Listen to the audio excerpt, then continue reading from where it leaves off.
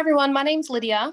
I'm a lawyer based in Sydney, Australia, and today we're going to be speaking to Levi West, who is a terrorism expert and also a director of terrorism at Charles Sturt University, based in Canberra. Thank you so much, Levi, for agreeing to speak with us today. Pleasure. So we're trying to make sense about what's happened of recent days in the US, particularly what's happened at Capitol Hill, and what the ramifications, if at all, flow from that for Australia. Yeah. So the first question I have for you, the contested question is, can you provide any definition of terrorism, noting that people who are listening may only know terrorism through media and may not have seen it? Yeah. So the simplest way to think about and understand terrorism in its absolutely most rudimentary sense is violence perpetrated for an ideological purpose. In its really, really basic sense. But then if we scratch that a bit, we suddenly sort of go, well, hang on, war is violence prosecuted for the political purposes. So the way that terrorism studies as a field of scholarly endeavor distinguishes between something like terrorism and acts of war is to argue that it's acts of violence perpetrated for ideological purposes, generally by non-state actors. So the distinction is that a nation state, whether you subscribe to its geopolitical agenda or not, in the international system has the right to build a military and in certain circumstances, even under the UN Charter, to deploy that military. Yeah, they're legitimate actors in the international system. Non-state actors, whether they're organized criminal groups like Mexican cartels or whether they're terrorist organizations or insurgents, are not permitted to do that. They're illegitimate actors. So terrorism is acts of violence by actors who don't have the right to do it. So ideological violence by non-state actors is the simple way to understand it. It gets more complex than that when you start to try and delineate between guerrillas and insurgents and terrorists and rebels and revolutionaries. If I throw Israel-Palestine into the equation and start to talk about what's generally articulated as legitimate resistance to illegitimate occupation, whether you agree with that characterization or not, then it gets even more complex, because if your perception is that you're illegitimately occupied, then your resistance or your rebel or revolutionary activity is perceived as being entirely legitimate. But Al-Qaeda believers believe that the Middle East is occupied and perceive their acts as legitimate. The guys in Irgun and Lahai, who were terrorists essentially, fighting on behalf of the Jewish cause in what was then British Mandate Palestine, believed exactly the same thing. Right? Everyone does. The African National Congress did, right? So it gets complex in the sense that because it carries such pejorative sensibilities, right? You don't call people whose agenda you subscribe to and believe in, you don't call them terrorists, they're freedom fighters. They're doing the same thing. It's just a question of whether you support their cause or not. So the best thing you can do with the term terrorism is to sort of not think about it as a pejorative term, just think of it as an analytical term that describes a certain type of act, rather than it being inherently bad, so to speak. So what did we see recently in the US? Was it an incident of terrorism? Was it an insurgency? What was it? It's reasonably straightforward to frame it as an act of terrorism. But one of the things that's important about a term like terrorism, because it carries such significant weight, both in framing the way that actors are perceived. So if you want to delegitimize an actor, you label them up as terrorists, and then no one really pays any attention to their cause. Now, in this particular instance on Capitol Hill this week, delegitimizing their cause, I'm entirely okay with, but that lacks analytical consistency, because I have to do that to all actors who engage in similar types of acts, which means that if they're fighting for the African National Congress against apartheid, I have to delegitimize them too. So we can delineate between the use of the term for analytical purposes. So in the abstract, analytically, what happened on Capitol Hill, certainly components of it amount to terrorism. There's very little question about that in the analytical sense. But then when you use the term in its practical, political, public discourse and policy sense, then it's an entirely different equation, right? You've suddenly got actors. There's video, right, of law enforcement opening gates and opening bollards and opening doors.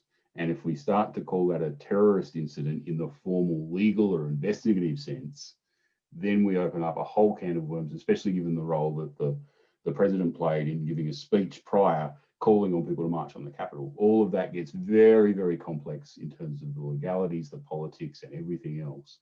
So in the analytical sense, I don't think there's too much disagreement about that. Probably the best term, and I think there's now some useful things that have happened. So articles of impeachment have been drafted by my eminently truthful always Twitter feed has told me as of this morning, there's articles of impeachment that are referring to an incident inciting insurrection. So I think it's better to think about it. It's not that it's not terrorism, just that it's better and has more analytical and practical utility to think about it as an act of insurrection, or even a coup in the conventional sense. There's no question there's an ideological agenda. I think the challenge with the ideological piece is the diversity of ideology that's present amongst those who participate, right? So the guy who's managed to sort of steal the imagery of this, which is, I'm told, not Jamiroquai. I kind of figured it wasn't, but he's got two overt neo-Nazi tattoos, right? One, the three triangles up on his chest, and then the Nordic hammer. They're neo-Nazi tattoos. Right? Well, I'm glad you raised that, Levi, because a number of people that I've seen just in social media and a number of my colleagues don't seem to understand the significance of some of these symbols that are being used and the long historical association that they've had with certain movements. So I'd be very grateful if you could explain that. Yeah, so, but on top of that, he's also like a deeply, deeply immersed in QAnon conspiracy theories, and not just the conspiracy theory part, but the like really esoteric bits about energy weapon development. And like there's all of this stuff that he believes is a video of it floating around somewhere where he talks about geopolitical analysis, which is sort of a half turn on a bog standard anti-Semitic conspiracy theory that, you know, the Jews run the world through finance and control of the banks and central banks and blah, blah, blah. And through that, they are able to, et cetera, control the world. But then he talks about all of the underground military bunkers where they're developing advanced technology, at which point it's like, oh, okay, that's a lot of Kool-Aid that you've drunk, mate. And then there's oath keepers in there, and there's people who are there because they're retired and they've been watching too much Fox, right? So it's not a singular coherent, it's all animated and held together by support and belief in Trump and the Trump movement. But it certainly didn't have a singular, you know, identity or ideological framework animating it, which makes it hard from a terrorism, like a conventional terrorism perspective. So I think insurrection or coup is closer to what happened at the Capitol. There's some really, really big question marks to be asked about how in the world that managed to happen. Like, and I think there's been plenty of people who've pointed out how differently that would have gone if that had been a Black Lives Matter protest, which is a really long-standing, difficult and complex issue for the United States. It's society-wide issue for the United States about how transparently different the treatment is. So, yeah. And what was the significance of some of the tattoos, some of the imagery, particularly with respect to Norse mythology, for want of a better word, that we've seen coming out of the footage of Capitol Hill and participated in the insurrection? So there's some long-standing linkages between neo-Nazis and more so traditional Nazism during the war, German Nazism, and literally Nordic mythology. So that's Thor and Odin and the sagas. And for those of you who know a little bit more than just the Thor movies and Odin, the sagas is this enormous body of deep, rich, complex mythology that underpins traditional Scandinavian, pre-Christian Scandinavian culture. It has a range of different manifestations within the extreme right, both in the spiritual sense, but also in the symbolic sense. The link to the Nazis during the war lives in a thing called esoteric Hitlerism or esoteric Nazism. And there is an outstanding book that I can't remember the name of right now. I'll try and pull it up and you can send it out or whatever. That is an incredible detailing of this subject. Esoteric Hitlerism and esoteric Nazism in the Nordic sense, because there's a range of crackpot ideas that exist within esoteric Nazism, is that Aryan blood, so the German or Germanic bloodline that Nazism subscribes to, has its roots in Nordic blood. In one particular, so as a result, they can draw on all of the Nordic mythology and all this sort of stuff. In its modern manifestation, you see overlaps of this into ecofascism, which Brenton Tarrant makes reference to in his manifesto. Ecofascism is the idea that once upon a time, our lands as Aryans and Nordic peoples were pure and beautiful. And you'll post up a photo of an iconic, stereotypical Swiss valley, right?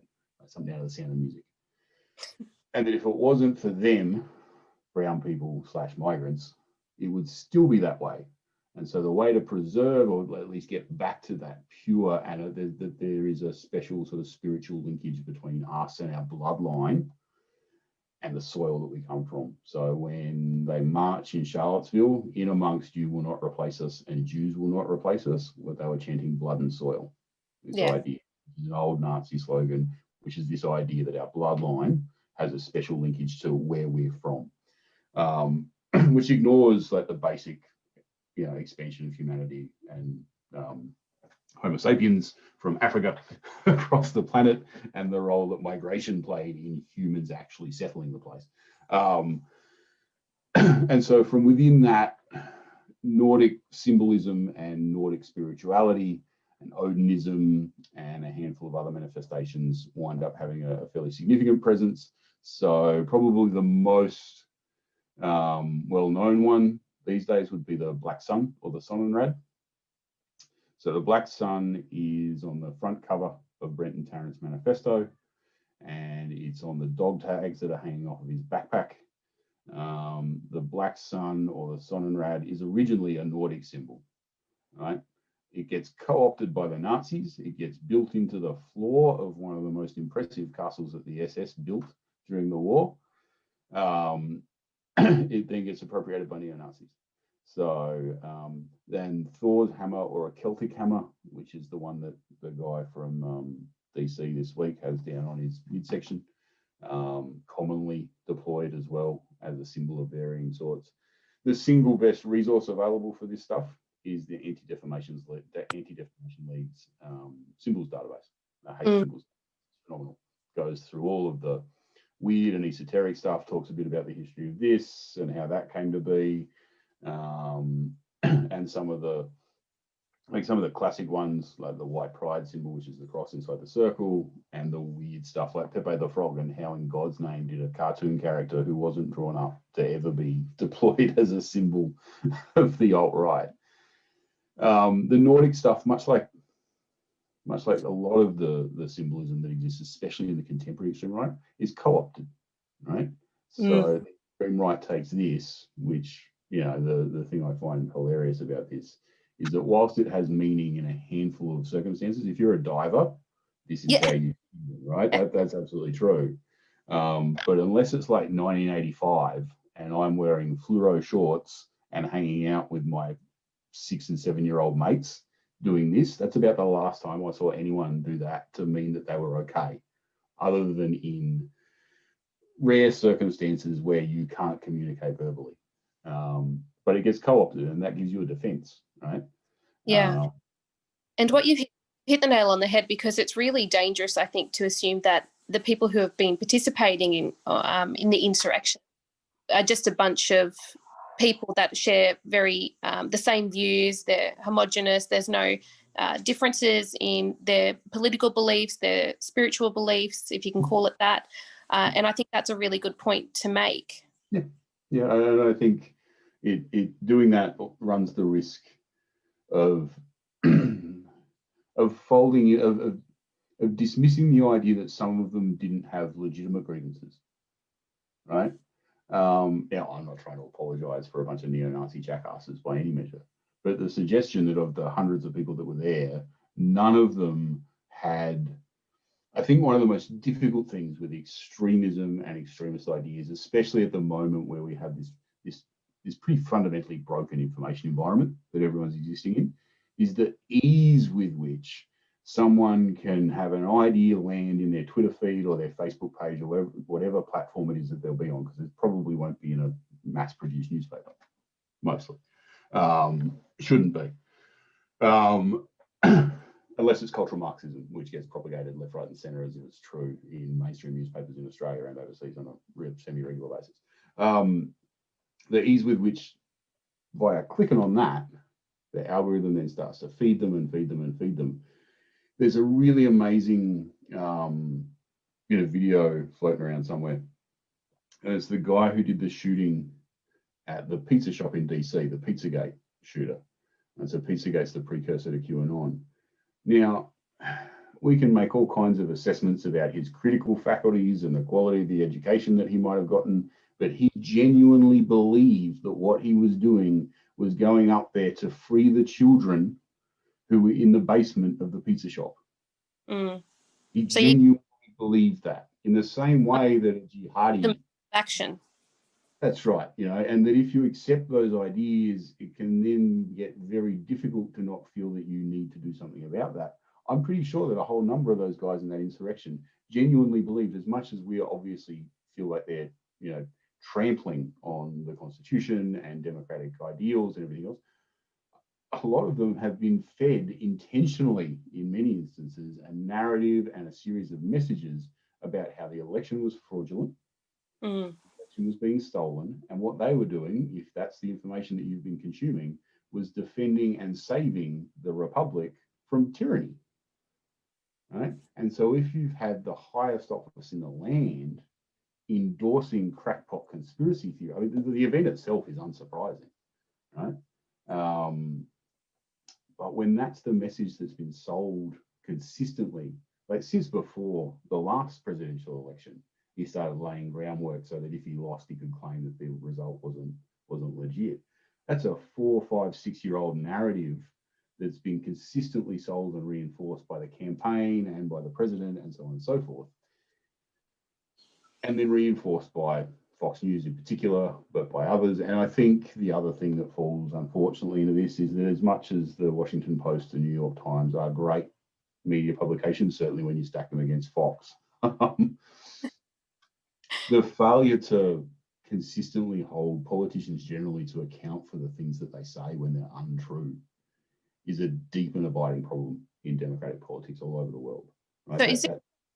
So is this wrapped up that you're expressing? Is that wrapped up in that culture of war that some have said Trump has fostered long before, certainly more so than in the last few weeks, in regards to the presidential campaigning?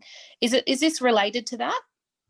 Yeah, and I think that culture of war, and I think even a broader sense of just securitizing the living hell out of everything for the last 20 years, right? Making almost every second piece of government behavior, action, and policy development has some type of security component to it, which then allows a politician to sort of hide behind that and to avoid transparency, at least conventional transparency, flawed as it might be in a democratic system, conventional accountability, right? And that what it does too is I think it then feeds a degree of homogeneity within the discourse, right? Once you have an environment that has a sensibility of war or national security around it, stepping outside of that and challenging it and confronting it directly starts to become a very risky, potentially risky, but act, right? There's a body of literature in intelligence studies about a thing called the chilling effect. And the chilling effect is what happens to public discourse, or what can happen to public discourse when you start to build mass surveillance apparatuses. Even if your building of that mass surveillance apparatus has all of the checks and balances and all of the accountability, what the public, but particularly minority groups or marginalized groups within those publics, start to reconsider whether or not their right to protest, their right to free speech, their right to object is actually as legit as it was, and that there won't be costs and consequences and downsides for dissent, essentially. And so I think part of it is that aspect of things. I think the other part, though, is that the way that social media platforms have changed the way that we access information, and our attention spans, right? Which means that the long form investigative piece that takes months and months and months and months that might not come off, there's not a huge ROI, or not a huge difference in terms of return on investment for that story compared to here's a list of 25 bullshit things that you'll click on because you're bored, right? And so from a commercial perspective, clicks is the thing that drives, unless you're publicly funded, but we're doing a good job of trying to create the notion that publicly funded broadcasters are in cahoots with the enemy or something, I don't know, that they're biased despite systematic reporting and investigations that demonstrate that they're not. It also misses the fundamental purpose of a publicly funded broadcaster, which is that it doesn't have a commercial imperative. That's the reason for its existence, is that its purpose is to produce news and whatever, not to make money. So without going down a Chomsky sort of rabbit hole of manufactured consent, that's what a public broadcaster is for. The ABC and SBS in Australia do a phenomenal job of that. But I think that one of the reasons is that increasingly we've forgotten the importance of the media and of proper journalism in democratic societies. And that includes, obviously, Australia, where we do have the extreme right and we do have the far right. Could you just explain to us what are the differences between the far right and the extreme right? And what are the consequences of what's happened recently in the US on the far right and extreme right in Australia? Yeah. So in its simplest sense, the way to delineate between the far right and the extreme right is that those who sit on the extreme right, generally speaking, we would make the case that they've rejected democratic process and embraced violence as the way of prosecuting their political agendas. Just because someone holds far right politics, but still believes in and accepts democratic processes and democratic outcomes, that's the cost of a democracy, right? Is that the state doesn't dictate what you can and can't believe in politically. It doesn't dictate what you can and can't stand for in elections. If you want to run for the Sex Party or the Greens or One Nation, you are free to in a pluralist democratic society. You can have the same ideas as a guy from the far right, but if you reject democracy as the way of trying to get that agenda up, then we can generally believe that you're an extremist. The other component of that is generally an embracing of the idea of authoritarianism, right? That we should have a mono-cultured or at least singular source of authority within the way that we determine our societal affairs. And it's slope, Levi, because if you're somebody who believes that the democracy that you love and hold dear is being subverted or infiltrated by minorities or by people who want to cause it harm, I mean, it's such a slippery slope towards violence. It is. But one of the, there's a pithy old quote that I know that I'm pretty sure is attributed to Winston Churchill, but I suspect it's one of those quotes that wasn't necessarily his, and no one really knew that until the internet came along and everyone could be like, that's not Winston Churchill. So I'm putting a little asterisk on it, but I believe it's a Churchill quote about democracy being the worst form of government except for all the rest. Democracy is fuzzy and messy and contested. It's perpetually contested. And one of the costs of democracy is you put up, in fact, the purpose of democracy is to force us all to tolerate the fact that not everyone agrees with me, right? That's how it's supposed to be. Otherwise, you're a fascist, right? You can be left-leaning and still be a fascist if what you want to do is make everyone adhere to your agenda and your ideals and your beliefs. If you want to force that onto everyone rather than using democracy in the various ways that it exists, so representative democracy, direct democracy, whatever it might be, if you think, and you can wrap it up in sort of Aristotle and Socrates if you want, but if you think that, you and your mates should be the philosopher kings who get to decide how the country's run and no one else should get a say, then you're a fucking fascist. Like it doesn't matter what agenda you want to implement. if you're going to trump over the top of the basic will of the populace. Now, don't get me wrong, our discourse and our information environment is fundamentally broken, and the public can be led and misguided, and climate change is a really useful example, right, of that, of how media and industry interests can shape political discourse to suit their own ends. That's not necessarily the best thing for the public. But yeah, the basic delineation between the extreme and the far right, or the populist right, or whatever it is. The other one that tends to delineate is that the extreme right tends to be a little bit more overt about their ethnic or racial identity and the idea of purity around that, right? So that we are special and separate and superior as distinct from everybody else in the polity. In terms of what's happened in the States and its implications for Australia, I think it probably gives a shot in the arm to the growing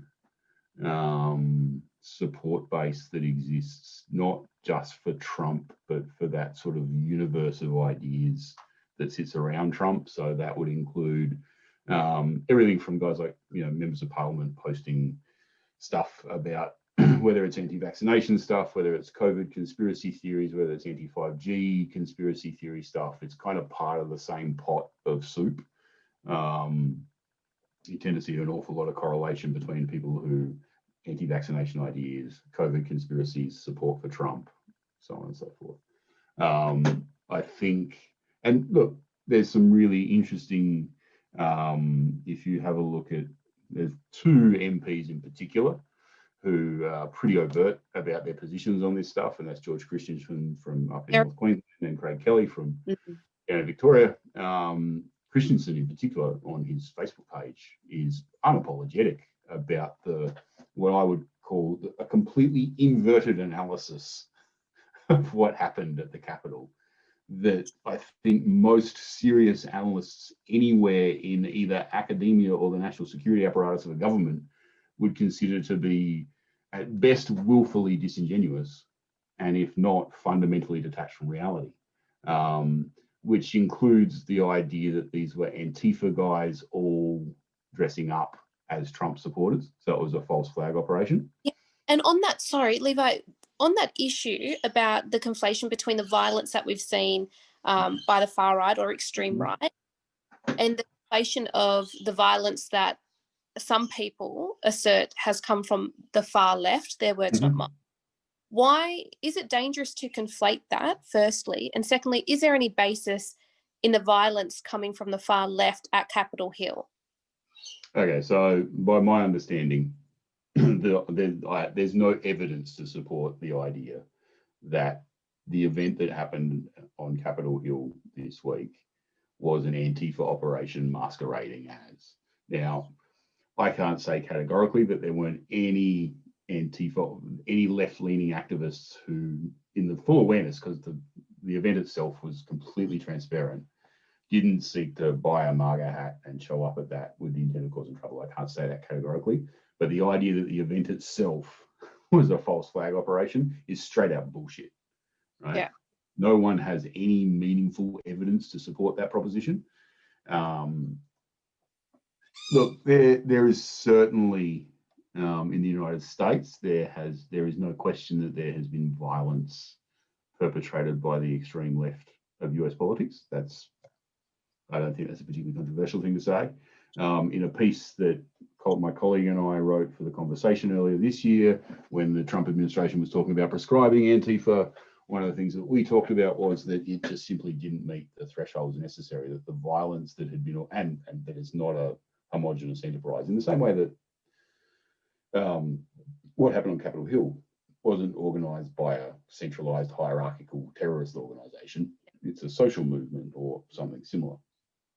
What's happened on the extreme left in the US over the last 12, 18 months, since, not just since George Floyd, but it's been sort of simmering well and truly before that. George Floyd is not the first person to die at the hands of law enforcement. Like, I'm old enough and was into hip hop enough at the time to remember Rodney King And I think I still know most of the words that Ice Cube's tear this motherfucker up. Won't ask you, don't worry. Yeah, no, I don't, thank you. But the extreme left, and I don't mean the Black Lives Matter, the legitimate Black Lives Matter movement. There is certainly a black bloc component to the broad BLM movement that's grown since George Floyd's death, who very much subscribe to the idea that violence is the way to prosecute their agenda. And whether or not you sympathise or support with their politics is an entirely separate question from whether or not they're stepping outside of democratic process. Right? It can be a difficult thing to reconcile and accept when the objection to the status quo is so visceral that actually smashing up and seizing public buildings is not the way that you affect meaningful social change. I can tell you as a terrorism expert, terrorism is like the worst possible way for you to try and affect change. Like, it sucks. Its success rate is pretty close to zero. So, you know, it's not the way that you do it. The most of the historical examples of meaningful social change come from the likes of Martin Luther King and Mahatma Gandhi, and nonviolent resistance is a much more effective way to do it. It's just not as sexy, right? It doesn't come with a big march and a protest that turns violent, and it tends to not have cool graffiti symbols, and there's no guy on a t-shirt at the end of it. And it's slow. It's slow. Yeah. So I think probably the contrast between that, like smashing stuff because we want, what do we want and we want it now kind of approach, is a woman I was reading about this week off of the results in Georgia. Her name is Stacey Abrams, and she's a political activist. And for the last decade, her project has been that we are going to flip Georgia. And this week, that happened. But that's a decade of her life, right? That the on the ground, that's door knocking and old school political organising.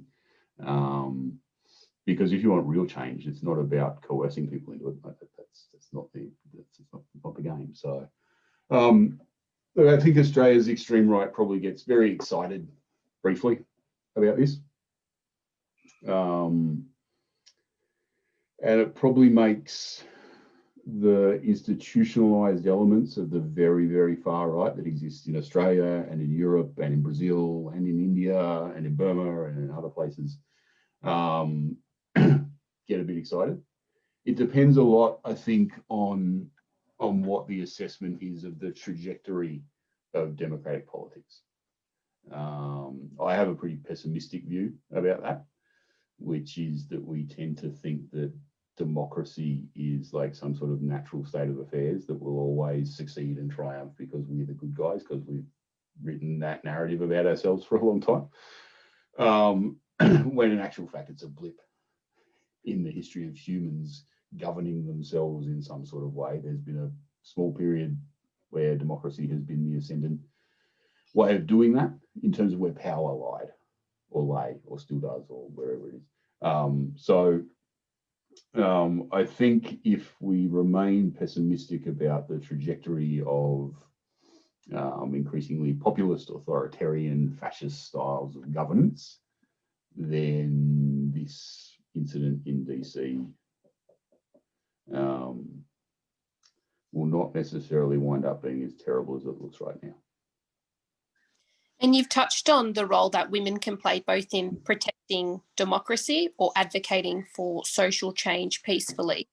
But we've also seen some of the participants at Capitol Hill being female. Indeed, one of them passed away from a gunshot wound that she suffered as a result. What could you briefly, and I know, for example, Christy Campion at CSU at Charles Sturt University does a whole fantastic unit, which was just marvellous to study in terms of the role of women in the far right. Do you want to perhaps share with us what is some of the roles that women take up in the far right movement or the extreme right movement? Yeah, so probably the first caveat on that all is that Christy, or Dr. Campion, has published on this, and that if you want to really take a sort of proper deep dive into particularly specifically the role of women in the extreme right, then Google up those search terms with her name and you'll find a paywalled and mostly inaccessible journal article that if you know someone who's studying at university, you can get a copy of. But the other thing to sort of preface any comments that I might make are is that terrorism, like, well, everything really, any discussion of women tends to be hopelessly and embarrassingly gendered in terms of the way that it's represented in public discourse. So those of you who, most of you would be familiar, whether you're deeply engaged with this stuff or not, with the term ISIS bride. And ISIS bride is the term that's used to refer to every single woman who went to Syria or Iraq. They're actually just foreign fighters. They just happen to be female. But because they're female, obviously they can't possibly have any agency of their own, which means that they couldn't have read the ideas, watched some beheading videos, come to believe in the gloriousness of the caliphate and the oncoming apocalypse and decided by themselves. They must have gone over there either to marry someone or because their husbands forced them, because that's the only way that we can possibly understand how a woman would make any decisions in life is through her husband, right? So that holds across the board, and traditionally the extreme right's been fairly similar. Now, don't get me wrong, both of these ideological frameworks are deeply, deeply, deeply conservative about the way that they think about women. And patriarchal.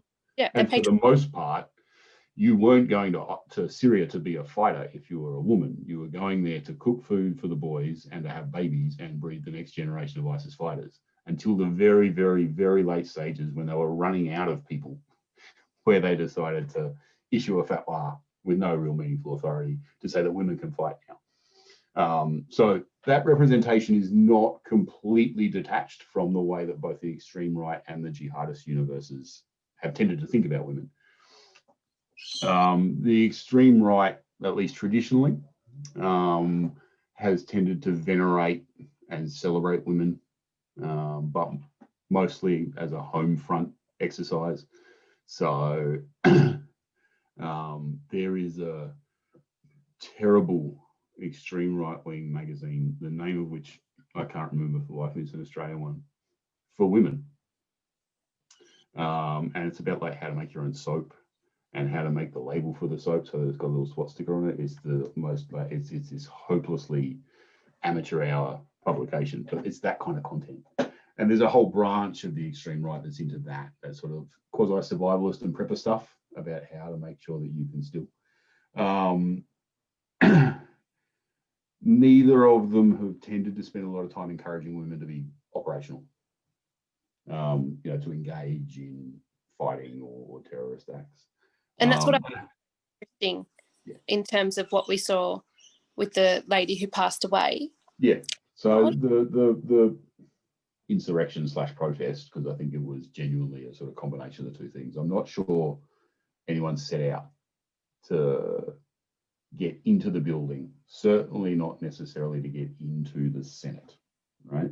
I think there's, with any protest, and certainly if you talk to anyone who's worked law enforcement in managing protests, they're live events. And it's not even, both sides can have all the plans they like, but then it all goes live and it gets a life of its own. Is that because part of what was happening at the Capitol was a genuine protest, that increases the likelihood of gender not being such a significant component of who happens to be there and who's not. Now, from what I've read on the woman who died, she was a believer. She was a hardcore conspiracy theory, and she was, to be there at the protest about the election being stolen and blah, blah, blah, you're already pretty deep in a rabbit hole of conspiracy theory, right? You're not reading. Radicalized, Levi? Yeah, for the most part. In the sense that most people who radicalize don't ever go on to commit terrorist attacks, yes, right? They've drunk a whole bunch of Kool-Aid, right? And I think conspiracy theory, which, to be fair, is at the core of most extremist ideological frameworks anyway, right? Jihadism is a conspiracy theory that everyone's out to destroy the Islamic world. the extreme right is anchored first and foremost on an anti-Semitic conspiracy theory. And then in its modern incarnation, it throws Islam over the top of that, Islamic immigration and everything else. Is that conspiracy theory is an amazingly powerful thing. It operates in much the same way that an ideology does, right? Is that once you're inside it, everything that tries to counter it is obviously part of the conspiracy against you and the handful of people who believe the truth or know the truth. And I think the increasing kind of normalization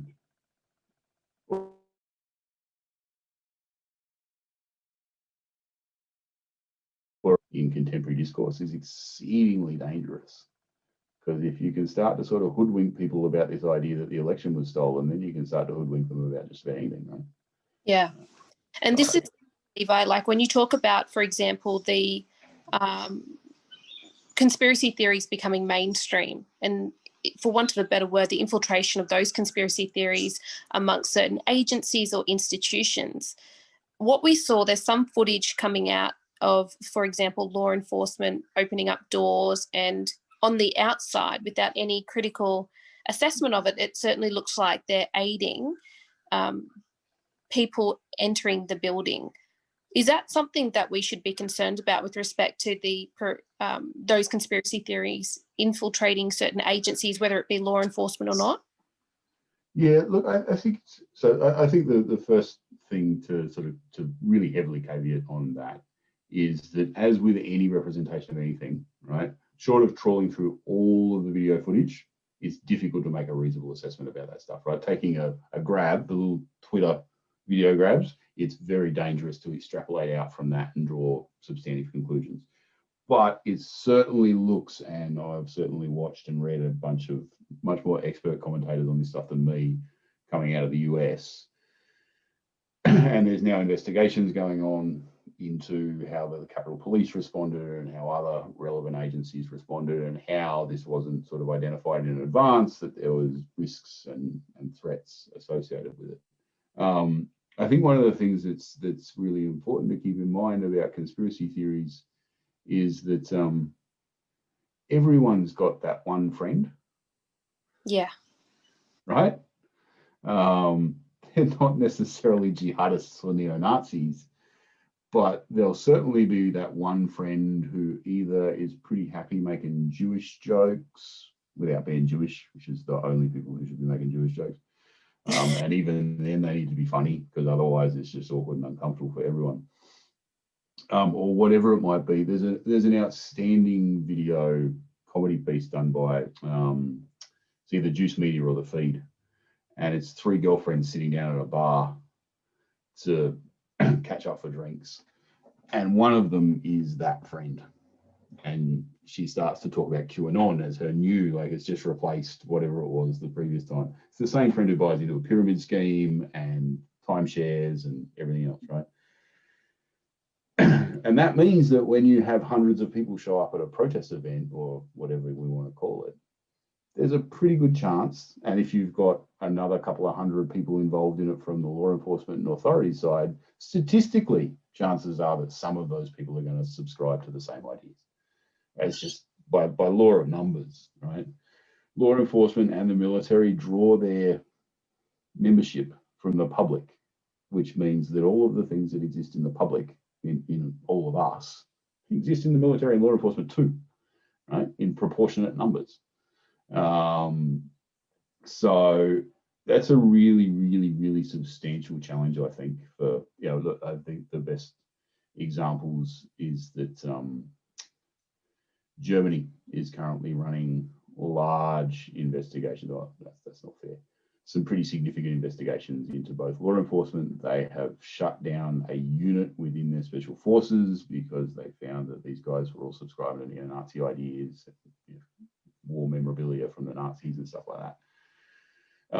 Germany is a useful example. There's a British police officer who's been prosecuted now and charged and prosecuted for his subscribing to a whole range of contemporary extreme right-wing ideas.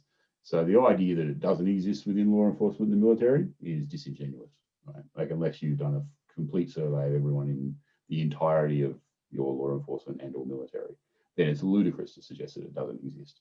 And I don't think there's too many people suggesting it doesn't. I think the difficulty is when you wind up with the kind of footage that we're seeing coming out of the Capitol, and what you do about that, especially when in that particular circumstance and the context of Trumpism and the narrative around the election, is that I'm reasonably certain most of the people involved in this thought that they were defending the Republic from tyranny. They believed, they'd been fed a line of bullshit, but they believed that what they were doing was the right thing, in the same way that a jihadi does too, right? Is that if you accept A, B, and C, the foundational assumptions of any ideological framework, then actions E, F, and G make perfect logical sense. So what steps should you take to protect democracy or to protect civil society? I mean, what can people who don't necessarily have a career in law enforcement or in terrorism studies or in law, if you're just a normal mum and dad sitting at home, I mean, what steps, if any, can ordinary civilians take and communities take in order to ensure that political violence doesn't continue, or the far right or the extreme right doesn't continue to grow in Australia? Because it is growing. The threat that it's growing. A number of agencies have said that. There's little doubt about that. I think there is a whole range of things that we could do. It's just that most of them aren't particularly sexy.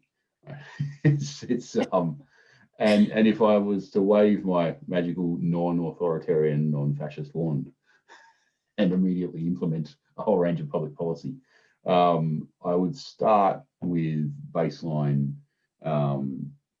civics education in primary school and all that kind of stuff, so that you're teaching. And look, one of my kids is in school, not old enough yet to be, telling me all about what democracy is. But the more education is the first fix, I think, to most of these kinds of things. And that goes equally for the people who are drinking the Kool-Aid as it does for those of us who are trying to either insulate civilized society or to help those who drunk the Kool-Aid to get out of it and find a normal, peaceful coexistence.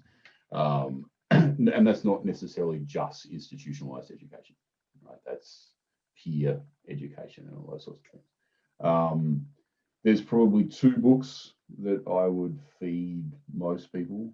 The first one is by a guy by the name of Timothy Snyder, called On Tyranny. It's a little skinny thing. It's not particularly exciting because it's really practical, but it's literally, here's a whole bunch of really simple things you can do at community level to try and strengthen and preserve democracy. It's America-centric, but the basic fundamentals hold, right? And the things, they're things like getting involved in politics and community organizations and all those types of things, right? So that in the community that you live in, right, because we all do, despite the globalized economy that churns around above us, right? In Australia, schools are the centerpiece, I think, of most communities, right? Certainly the geographic piece that lives around a school. So get involved in your bloody PNC, and my wife is, not me, but in that kind of level stuff, your rural fire services, all those kinds of things, right, is how you build literally, sorry? To be an active participant in the community. Be engaged, right? Yeah. And that's not solving the Israel-Palestine conflict. That's building strength and resilience for your community. That means that when somebody within your community starts to, right, you've got the kinds of linkages that mean that you can get together, you know, have unofficial chats about things, right? If you suddenly have a spate of problem X, your neighborhood watch association gets on top of it, right? So that kind of benign, but I think deeply undervalued stuff is part of it. So On Tyranny is a really useful primer for that. The other one is just to read 1984, which always should be read. And to remember, I just read a wonderful book over the holidays called The Last Man in Europe, which is by an Australian guy by the name of Dennis Glover, which I cannot recommend highly enough. And it's a really neat literary device that he uses, where he's written a novel about George Orwell and his life that culminates with the writing of 1984. It's an amazing, amazing book, but it's and factually correct. Right? He's got a PhD in history from Cambridge, I think.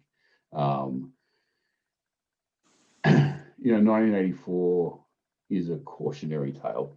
It's not supposed to be like a manual for how to roll out dictatorial authoritarian governance. And so I think that engaging with that stuff, and look, if it was me waving that magic wand, I'd make all those kids do a crash course in counterculture as well, right? So there's a dead Kennedy's back patch sitting just above my head for my heavy metal battle vest.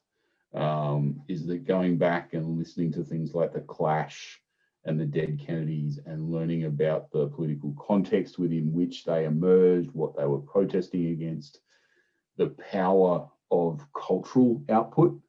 And I mean, you can do this with early hip hop too, right? Yeah. You can do it. You go back and, go and hit the back catalogue of Public Enemy, and you will find some super militant, like bordering into problematic political positions. Same with old Ice Cube stuff too, right? And that's pretty mainstream stuff. That's not the hardcore political hip hop.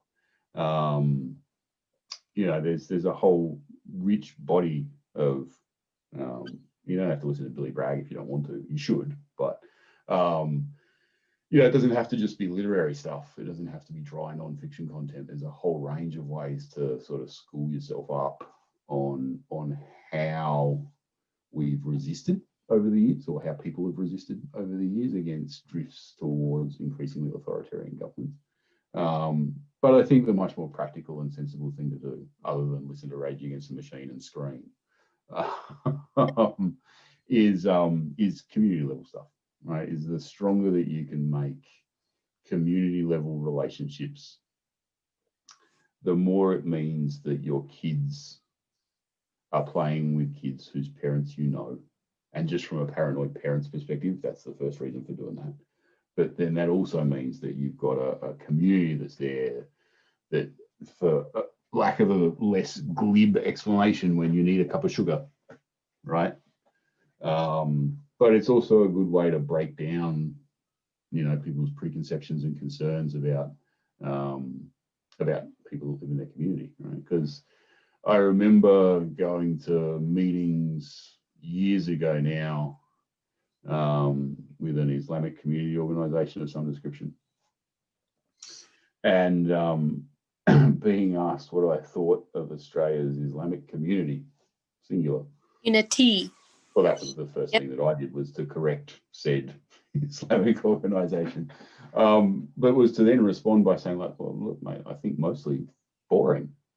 And everyone sort of audibly gasped. It's like, I presume that of the 500,000 people or so that identify as Muslim in Australia, which is actually a multitude of ethnic communities, some members of which might be Muslims, some of whom might be genuinely practicing Muslims, as opposed to a sort of cultural identity marker, in the same way that you can be Jewish but not really, or Christian and never go to church, was that most of them are paying their mortgage, paying their taxes, and sending their kids to school.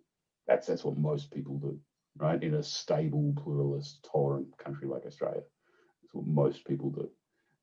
What those community level relationships can do is mean that the woman at the local school who's dropping her kid off with her hijab on, right, that somebody actually has a chat with her and she doesn't feel like she's excluded from everything. And then everyone starts to realize that, so her husband's a doctor. Okay, right. Just a normal member. Who would have thunk, right? That she's just a normal member of the community too. And so I think that's the real use of that stuff. Is it's a really useful way to break down those kinds of things. In more contested environments, it's harder, but I know in some of the places that I've been to professionally, food is one of the ways that you can do that too, right? Like, I've sat in Palestinian restaurants in the West Bank, and it's pretty hard to hold political views against anything at all when you're fettered with stereotypical Middle Eastern hospitality in abundance. To be fair, the only thing that was missing was a beer, but what are you going to do? So, I think there's most of this stuff we know, right? I think most of us do it. I think probably the most important thing with stuff like what's happened in the capital, stuff with like what's happened in Syria over the last bunch of years, and I've done it over the Christmas break this year, is to stop consuming so much news. Right? So I have part of my body clock that's been finally killed by my children, but up until the kids were able to control the television, I still turned on ABC News every night at 7 p.m. because for at least the first 19 to 20 years before I left home, that was what happened every night of the week. Right? It was the TV went on ABC News. That was the first time that we'd all seen the news that day. Mm. Whereas now, if I put on the 7 p.m. news, it's just recapping the stuff that I read on Twitter when I woke up at 4:30 this morning, before I rolled over and went back to sleep. Right? And then I'm checking that over and over and over again. And then if something happens that's a spectacle like the Capitol thing, I've got the laptop out, I've got the TV on, I've got my phone, I'm tracking it as if I'm running some kind of operation, right? And I think it's really easy for us to get pulled into that stuff, into the representation of it through the media, and forget about the fact that actually the most meaningful thing we can do is at grassroots level. So consume less media, I think, makes us feel better about the world. And that's all. They're all just really helpful recommendations. I just want to add that obviously most people know this, that I studied at Charles Sturt University. I did the Master of Terrorism and Security Studies, a fantastic course. And I should have known, I slipped up and I didn't refer to Dr. Campion by her title. So I just wanted to make sure that I corrected that before we finish up. But I just want to say thank you for the discussion that you've had with me today. I know that you've taken time from your leave to be able to do this, so I really do appreciate it. And you've always been very helpful and very able to explain and marry some of the concepts that we're seeing at a grassroots level and community with what's actually happening in the terrorism field. So thank you so much. Before we go, is there anything else that you wish to add? No, I don't think so. I think the one thing that I was reminded of over the Christmas break, and COVID's kind of done it too, it's forced me, like normally I travel a lot for work. It's forced me to be home a lot more than I had been previously. And watching COVID unravel across the world, in particular, I've got in-laws in the US, so watching what's happening in the States, I've lived and worked over there, has been particularly, like in and of itself, it's tragically bad. But like we've got family over there, so there's some touch on it. Is I've been reminded, and fingers crossed, I'll fly to the Sunshine Coast on Monday afternoon and go and spend a week back in God's country in Queensland. Is just how enormously privileged we are. In a country like Australia. That and the place that's there's a bunch of places I've been professionally, Israel, Indonesia, Colombia, where I'm reminded that I choose to be interested in this stuff intellectually and analytically and professionally. I'm not forced to do 3 years of compulsory military service because my country is seized by this and has been for the last 70 plus years. I'm not forced to do this kind of work because my country's been in a brutal internal war for the last 50 years. I always get really jack of it when I come back to Australia. I'm like, oh, it's so boring.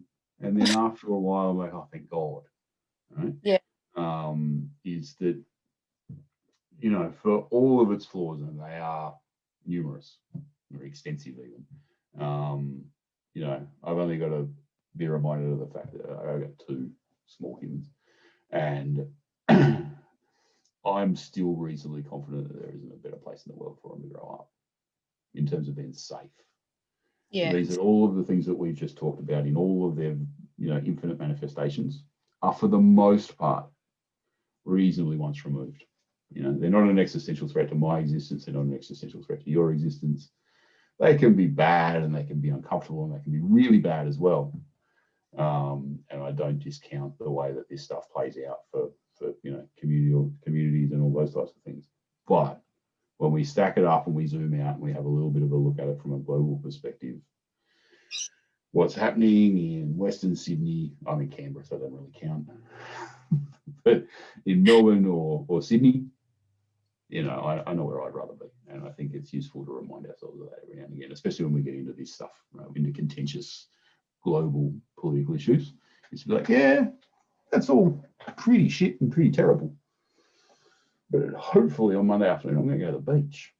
So at that point, it's pretty hard to be angry about the world. There's an old Billy Bragg song called The Beach is Free. And that's it. And that's the perspective I think that carried me through whilst I was studying, when I felt like some of the things that I was studying were just hitting very close to home. That reminder of being privileged is probably what got me through it, to be honest. And I think that, I don't know about you, kids are a useful reminder of that stuff too. Of like, I can come home and have spent a day, drowning in primary source neo-Nazi crackpot rubbish, and have just be ready to, the world is just, oh my fucking, what is wrong with these people? And then a 3-year-old hears the garage door. And by the time I walk through the door, he's bursting at the seams. I'm like, you know what? Well, that and a whiskey. It's a pretty good way to sort of, to balance it out. Yeah, to juxtapose it all. So I think, regardless of how you're engaging with this stuff, it's important. One of the other things I did over the break, and I'm still technically on leave, so is to read fiction too, like unrelated, right? Don't read Mills and Boon, they're rubbish, but find your I read, most of what's behind me is dystopian sci-fi, so it probably doesn't count, but read other stuff, right? The stack that's on the desk is all, this kind of stuff, right? You've got to manage your access and your engagement with it. It's not healthy to be the only lens through which you view the world. I can't go to heavy metal concerts at the moment, so I'm having to do other things. That's normally my other outlet. So that's a really good reminder for everybody, no matter what. Otherwise, it's your only lens. Yeah. Thank you so much for taking the time to speak to me today. I appreciate it. Enjoy the rest of your leave. Cool. It's a pleasure. And we'll speak soon. No worries. Thanks. Thank you. Bye.